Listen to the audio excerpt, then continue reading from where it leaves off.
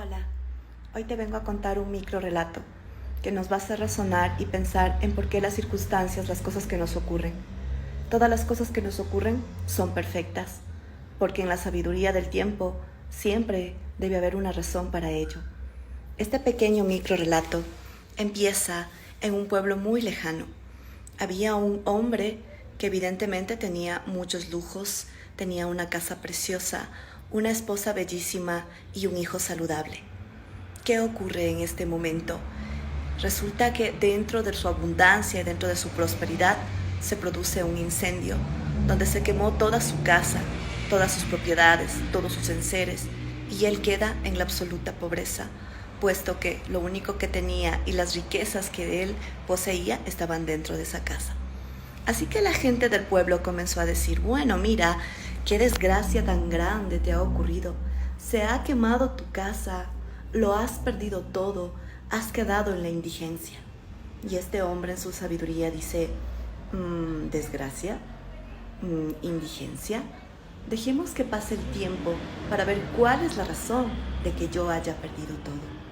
Y así fue, pasó el tiempo, comenzaron a remover los escombros, las cenizas de lo poco que quedaba de la casa de este hombre.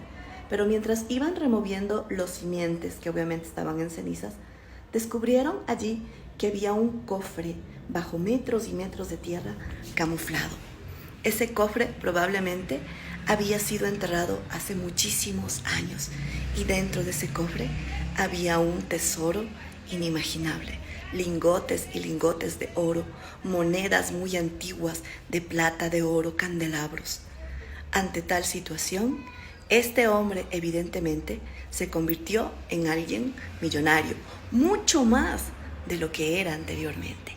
Entonces las personas del pueblo, esas personas que nunca faltan, ¿no?, para acompañarte en tu abundancia o en tu desgracia, comenzaron a decirle: wow, mira qué suerte. Si no se te hubiera quemado tu casa, no hubieras encontrado ese inmenso tesoro. El hombre nuevamente dijo: buena fortuna, soy afortunado. Dejemos que pase el tiempo para ver cuál es la razón por la cual ocurrió esto. Entonces continuó pasando el tiempo. Este hombre construyó ya no una casa, sino un palacio. Era famoso por la increíble variedad de cosas, de tesoros, de pinturas y cosas muy lujosas, muy suntuosas que tenía dentro de su casa. Su fama comenzó a correr incluso en otros pueblos. Un día, cuando él estaba en su casa con su familia, entraron unos malhechores, unos ladrones, que con arma en mano, a pesar de las seguridades y de las guardianías que él tenía, entraron y comenzaron a robarse todo.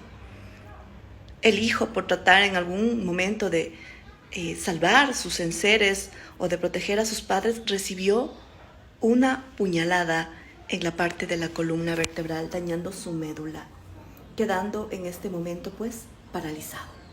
La gente del pueblo nuevamente vienen y dijeron: oh no, qué terrible desgracia, mira, si no se te hubiera quemado tu casa y no hubieras encontrado ese tesoro, tu hijo no hubiera quedado parapléjico. Este hombre nuevamente, ¿no?, razona y dice: desgracia, mala suerte. Dejemos que pase el tiempo para ver cuál es la razón de que haya ocurrido esto. Y así fue.